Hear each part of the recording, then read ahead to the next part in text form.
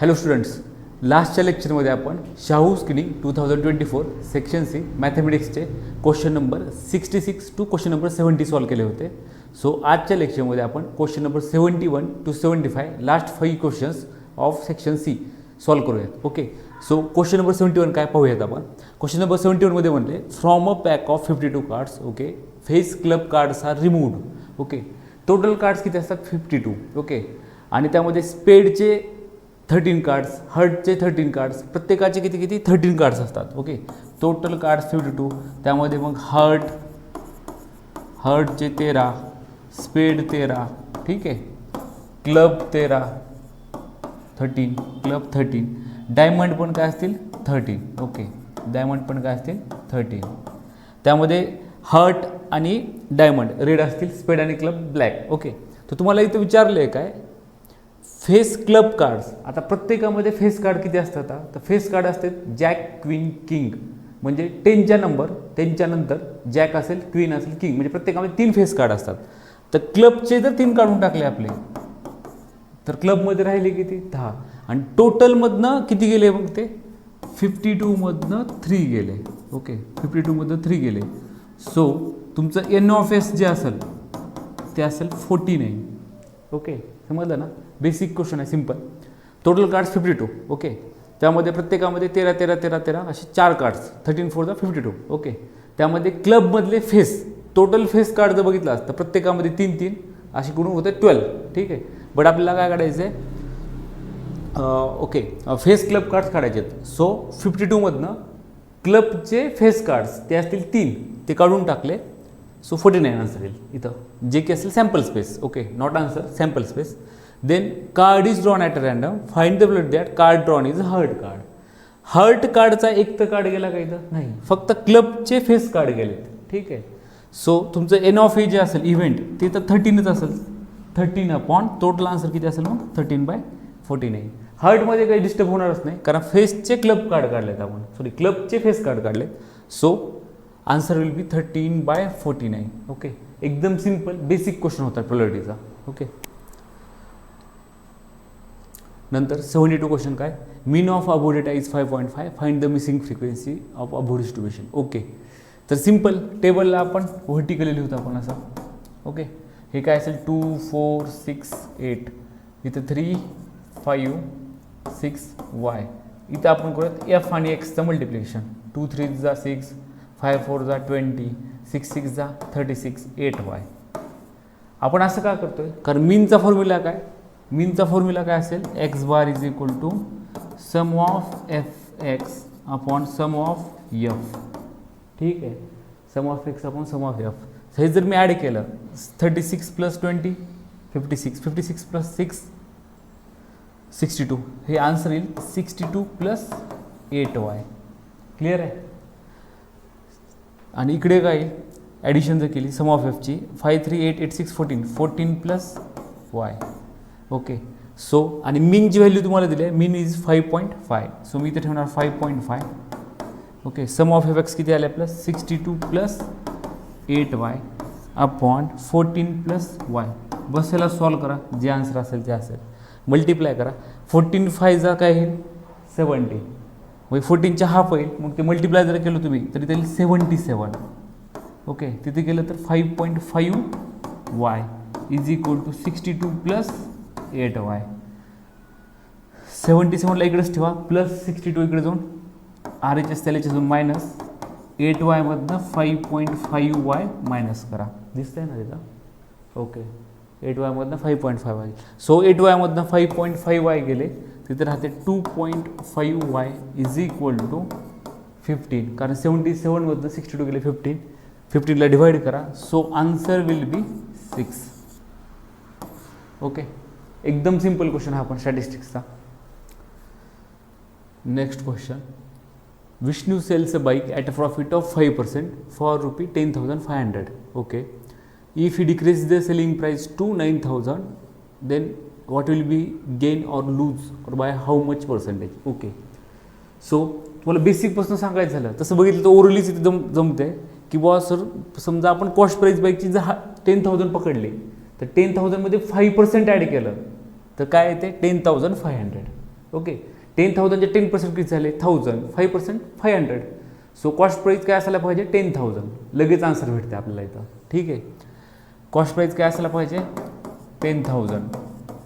Okay, Vishnu sells bike at a profit of 5%, म्हणजे त्यानं ह्याच्यावर 5% प्रॉफिट ॲड करून बाईक विकले, तर त्याची प्राईस किती आलेली आहे 10,500. If he decrease the selling price to 9,000. मग आता सेलिंग प्राईस जर डिक्रीज केली तर कितीने डिक्रीज केली 1000 रुपयाने डिक्रीज केली, 1000 रुपयाने डिक्रीज केली. So selling price 9,000.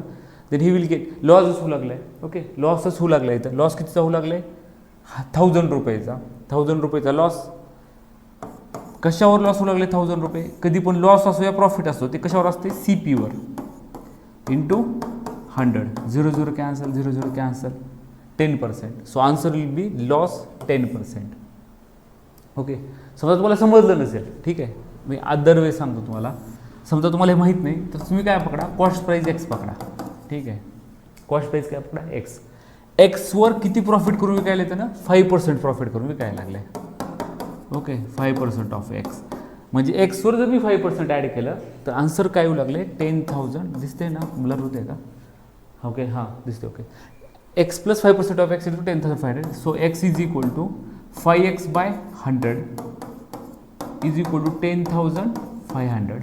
100 ने इकडे मल्टिप्लाय करा 100x plus x 105x upon 1000 is equal to 10,000 by 500.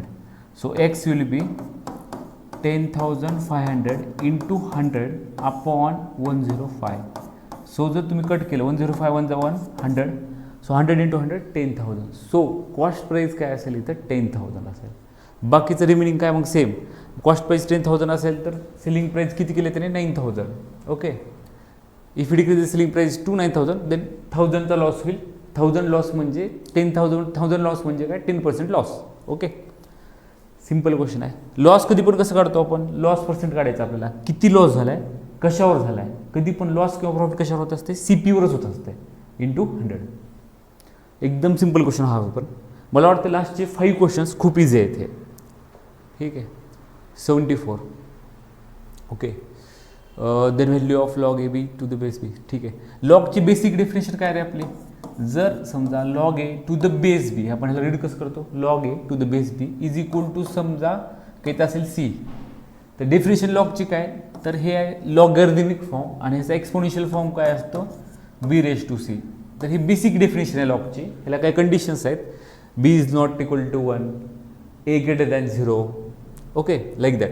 ठीक आहे, तर आता आपण बघूया. आता हे बेसिक डेफिनेशन लॉगचे आहे, आपण त्याला तेच अप्लाय करू. Log AB to the base A is equal to काय X आहे. So AB is equal to काय होईल A to the power X. AB is equal to काय होईल बेस इकडे जाऊन बेस होईल A to the power X. Basic definition of log use केली आपण. ठीक आहे, मला फाइंड काय करायचं आहे log AB to the base B. Okay, ह्याला मी Y पकडतो. मी ह्याला लेट Y पकडलं. मला जे फाइंड करायचं आहे ते Y पकडलं म्हणजे मला Y काढायचं आहे समजा. कारण मला हे फाइंड करायचं आहे. ह्यालाच मी Y जर कन्सिडर केलं तर मला Y फाइंड करायचं आहे. सो Y कसं फाइंड करणार आपण बघूयात आपण. AB इज इक्वल टू काय होईल B⁻Y. AB काय होईल B⁻Y. ठीक आहे, तुम्हाला तर Y फाइंड करायचं आहे तर Yची व्हॅल्यू इथं कसं काढणार. तुम्ही काय करा एका व्हेरिएबलमध्ये कन्व्हर्ट करा. म्हणजे एकतर Aमध्ये पूर्ण प्रॉब्लेम कन्व्हर्ट करा किंवा पूर्ण प्रॉब्लेम कशामध्ये करा Bमध्ये. ठीक आहे, सो आन्सर तुमचं इझिली येऊन जाईल. मग इथं आपल्याला काय करता येईल. ओके, एक तर पूर्ण Bमध्ये करावं लागेल किंवा पूर्ण Aमध्ये. समजा मी आता ठरवलं की Aमध्ये करायचं आहे मला, तर मला Bची व्हॅल्यू काय ठेवावं लागेल A⁻x अपॉन A. ठीक आहे, मी काय करतो इथून Bची व्हॅल्यू काढतो. Aला आहे Bची व्हॅल्यू काय A⁻x अपॉन A. ठीक आहे, तिचं सिमिलरली इथं B आहे तर तिथं ठेवतो A⁻x अपॉन A चा पॉवर Y येईल.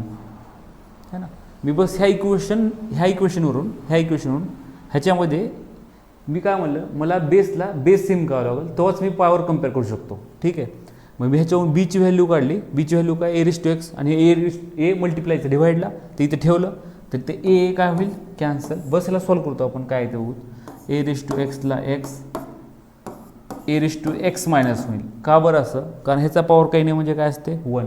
ते वरतून A⁻−1 base same power addition असले ॲडिशन सबट्रॅक्शन असले सबट्रॅक्शन सो a⁻x-1 बस ह्याला सॉल्व करा. a⁻x वायने म्हणजे पॉवरची मल्टिप्लिकेशन. So x y-y.